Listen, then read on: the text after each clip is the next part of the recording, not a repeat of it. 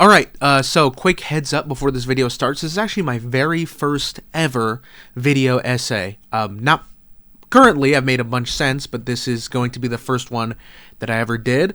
It's not a re-upload though, it's a remake. It's a Resident Evil 2 remake of my very first video essay.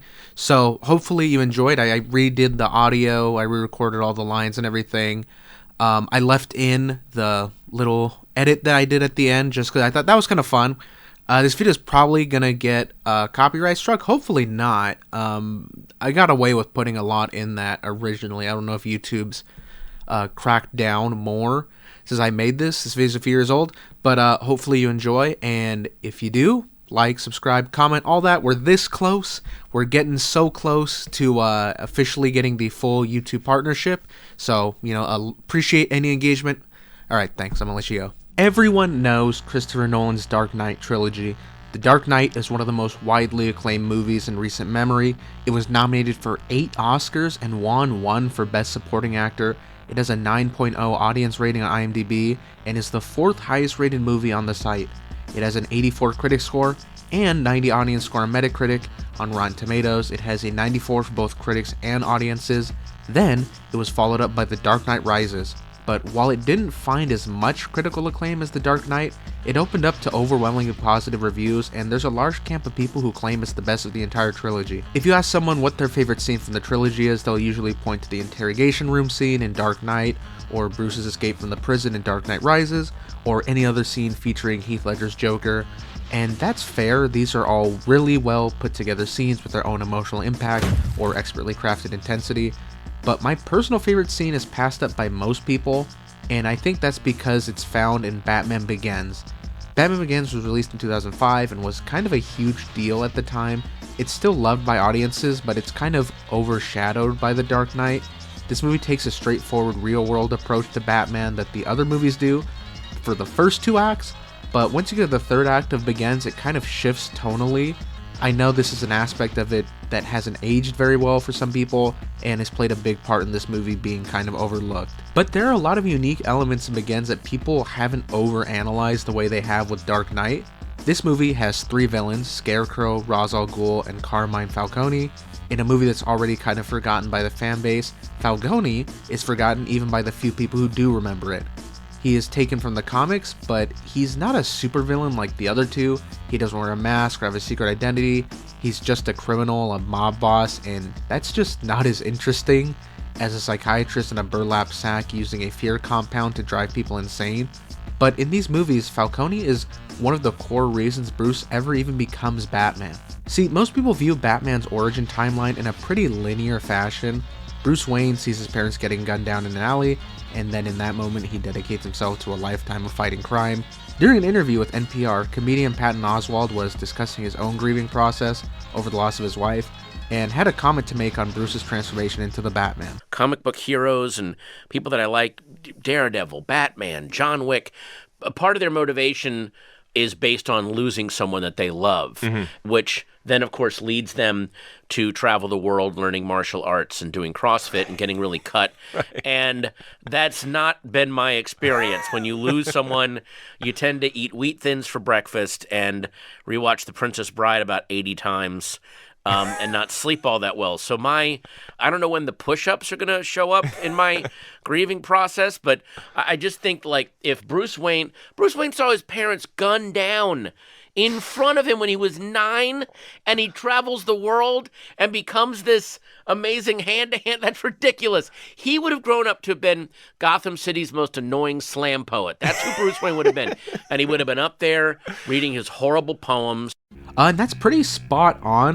Batman's origin is fine in a comic book from the 1940s, but for Christopher Nolan's adaptation, there needed to be a deeper reasoning for him to make this drastic change. So let me summarize the necessary details of the movie leading up to this point and try to explain why. Bruce Wayne's parents are killed when he's very young, he grows up, and the next time we see him he's going off to college. This is the first major change Nolan makes to the Bruce Wayne origin. In most media, Bruce promises to become a crime fighter right then and there in the alley as his parents are dying, but in this movie, the thought hasn't even crossed his mind almost a decade later. He's come back home to witness the trial of Joe Chill, the man who killed his parents, Chill has been given a deal to hand over information on his former cellmate Carmine Falcone in exchange for an early release. Bruce is waiting outside the courthouse with a gun after the trial. At this point, Bruce still has no plans to become Batman. He's not thinking about Gotham or anyone else. All he can think about is revenge, and killing Joe Chill is a very un-Batman-like decision. But before he can do it, a woman working for Falcone shoots Chill in the chest, and after watching for a minute, Bruce leaves with his childhood friend Rachel Dawes. While in the car, Rachel talks to Bruce about Falcone, and he tells her that he should thank him for killing Chill before showing Rachel the gun that he bought. Rachel tells him that Falcone is ruining Gotham and his parents' legacy, and that he creates new people just like Joe Chill every single day. She drops him off at a secluded bar and tells him that Falcone hangs out there, and if Bruce wants to thank him, he'll be inside. Bruce goes in to confront Falcone, and everything Falcone says in this roughly 3-minute sequence sets up Batman's character. Look around you. You'll see 2 councilmen, a union official, a couple off-duty cops, and a judge. Now, I wouldn't have a second's hesitation in blowing your head off right here and right now in front of them. Now, that's power you can't buy. That's the power of fear. At the start of this scene, Bruce walks into the bar as a very distinct character. He's angry and arrogant and maybe a little suicidal, I guess, at this point. This scene is meant to take those aspects of his character and flip them around to create the psychology Bruce needs to become Batman. The first thing Bruce says to Falcone is that he isn't afraid of him, which leads to this dialogue. I'm not afraid of you. Because you think you got nothing to lose. But you haven't thought it through. You haven't thought about your lady friend down in the DA's office. You haven't thought about your old butler. Bang! People from your world have so much to lose. Now you think, because your mommy and your daddy got shot, you know about the ugly side of life, but you don't. You've never tasted desperate. You're Bruce Wayne, the Prince of Gotham. You'd have to go 1,000 miles to meet someone who didn't know your name. So don't come down here with your anger, trying to prove something to yourself. This is a world you never understand, and you always fear. But you don't understand. Fear is a major topic in this movie and has always been a crucial part of Batman's characters. While most writers just show that criminals and even regular citizens are afraid of Bruce, it's a constant theme in this movie. Several scenes are dedicated to discussing Bruce's weaponization and relationship with fear, and the decision to weaponize fear starts here with Falcone. We see it come up again later in this training sequence where Ducard forces Bruce to confront his fears while on psychedelics. Then later with Alfred, he talks about this a little bit more. One of the movie's 3 villains is Scarecrow, who's a fear-manipulating villain. Ra's al Ghul's master plan is to unleash fear gas and make Gotham tear itself apart. But Bruce's relationship with fear begins here, in this scene with Falcone. Before this meeting, Bruce doesn't believe he has any reason to be afraid of him or anything at all, but this conversation bridges the gap between the murder of his parents and his decision to become Batman. This is also the most underrated performance in the whole trilogy. Tom Wilkinson's line delivery and charisma sell this scene. It's so unfortunate to me that I never see anyone giving him the praise he deserves for his work here. But this scene puts Bruce on track to become Batman. This is the scene that keeps Bruce Wayne from becoming Gotham City's most annoying slam poet, and more than that, it establishes the kind of Batman that we're going to see in this movie. Batman again features several scenes where he's presented more like a horror villain than a superhero. Scenes like this aren't present in the other 2 movies, and I think that's intentional. I mean, I don't think it's intentional that they left them out of the other 2, but actively presenting him as a figure of fear is definitely an intentional decision to nail home the themes of this film. This is a world you never understand, and you always fear. But you don't understand.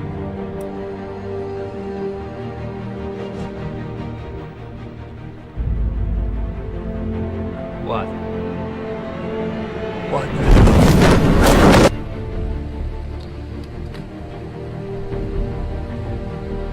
What bets?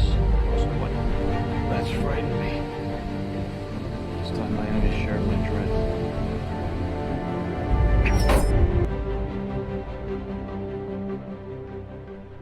To conquer fear, you must become fear. You must bask in the fear of other men.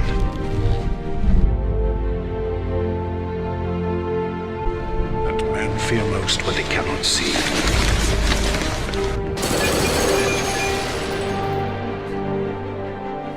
Where are you?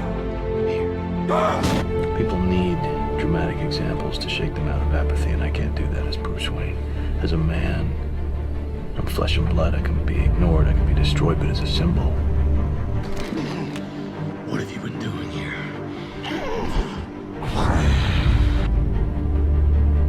As a symbol, I can be incorruptible.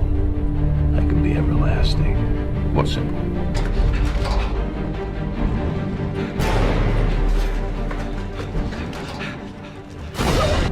Something elemental, something terrifying. Now that's power you can't buy. It's the power of fear. I'm afraid of you.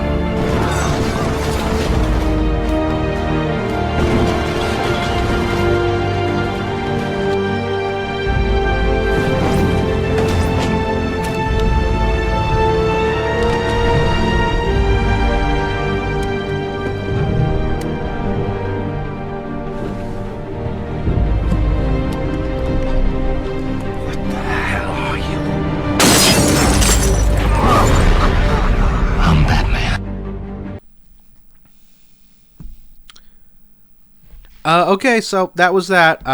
Hopefully you all liked it. This is classic me, uploaded on my very first ever YouTube channel. I felt like a real smart guy making this video. Changed a lot since then, but I looked back at this, I was like, this isn't horrible. Why not just release it and redo it and see what people think? If you made it this far, thank you. Appreciate it. All right, goodbye.